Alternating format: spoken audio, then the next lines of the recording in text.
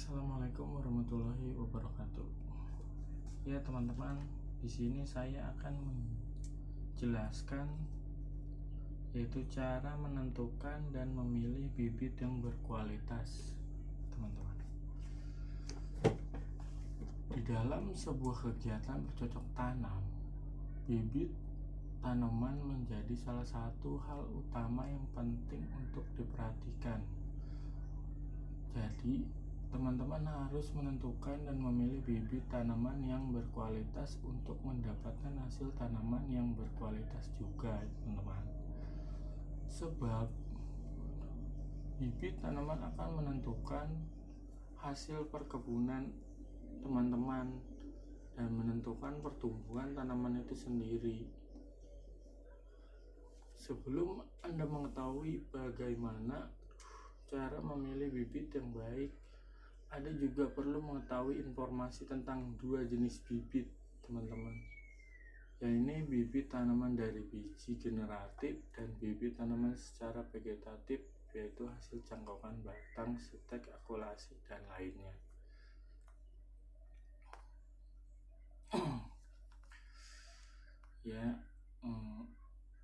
Bibit dengan cara generatif yaitu bibit yang dihasilkan dari biji, ya teman-teman. Jika Anda memilih bibit tanaman dari biji, Anda perlu memeriksa kemasan bibit secara keseluruhan. Periksa keterangan kadaluarsa benih. Perhatikan juga persentase tumbuh dan kemurnian benih yang menjadi kunci keberhasilan tanaman tumbuh. Pilihlah kemasan yang masih bagus, dan toko yang Anda kunjungi adalah toko pertanian yang terpercaya. Jadi akan lebih baik lagi jika bibit yang Anda beli memiliki sertifikasi dari instansi pertanian terkait. Jika diperoleh dari petani, pastikan Anda mendapatkan benih tersebut dari petani yang berpengalaman dan mengetahui tentang mutu dan jenis bibit yang baik. Cara lain menentukan biji yang berkualitas adalah biji tanaman harus berisi atau bernas. Tandanya adalah berat timbangannya, sesuai dengan semestinya, memiliki penampakan penuh dan tidak kopong. Anda juga dapat mengetesnya sendiri dengan cara merendamnya dalam air. Biji tanaman yang baik akan tenggelam, sedangkan yang hampa akan mengapung di permukaan air. Ciri-ciri selanjutnya, benih memiliki ukuran yang seragam dan memiliki penampakan yang normal. Keseragaman ukuran ini menandakan bahwa biji sangat berkualitas karena telah diseleksi dengan baik.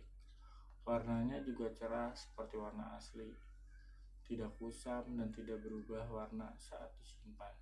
Perubahan warna yang menjadi biasa terjadi merupakan tanda bahwa biji telah terkontaminasi, teman-teman. Jadi itu penjelasan tentang generatif, dan sekarang saya akan menjelaskan tentang vegetatif.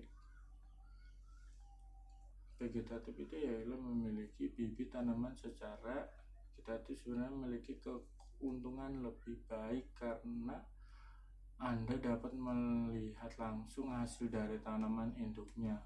Bahkan bibit tanaman yang diambil melalui teknik vegetatif cenderung lebih cepat berbuah daripada bibit melalui biji.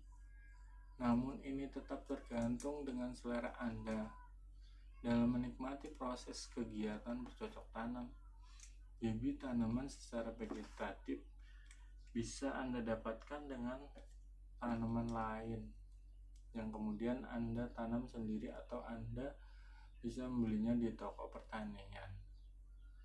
Harga untuk setiap tanaman bisa berbeda-beda, tetapi melihat kualitas adalah hal yang harus diutamakan. Pertama, Anda dapat melihat kondisi daun tanamannya. Bibit tanaman yang baik memiliki daun yang berwarna hijau cerah atau bagian pucuknya yang hijau kemerahan. Pilihlah batang yang kokoh dan akar besar dan akan besar sesuai dengan rimbunnya daun. Tidak dihinggapi jamur, kering, sama halnya dengan ranting bibit. Pilih ranting tanaman yang sejajar dan rimbun merata ya teman-teman.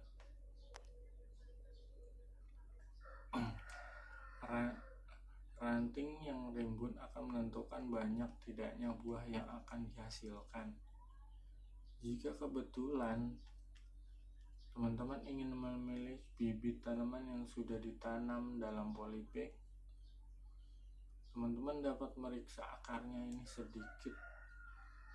agak sedikit merepotkan karena teman-teman perlu membongkarnya. Maka lakukan pemeriksaan ini ketika syarat bibit tanaman sebelumnya telah terpenuhi. Akar yang baik adalah memiliki akar serabut yang banyak, tidak berbau busuk, tidak basah, dan tidak berjamur ya teman-teman. Saya sudah menjelaskan dua bibit, yaitu secara generatif dan vegetatif. Terserah teman-teman inginnya yang generatif atau vegetatif ya teman-teman. Dan sekian dulu dari saya. Waalaikumsalam warahmatullahi wabarakatuh.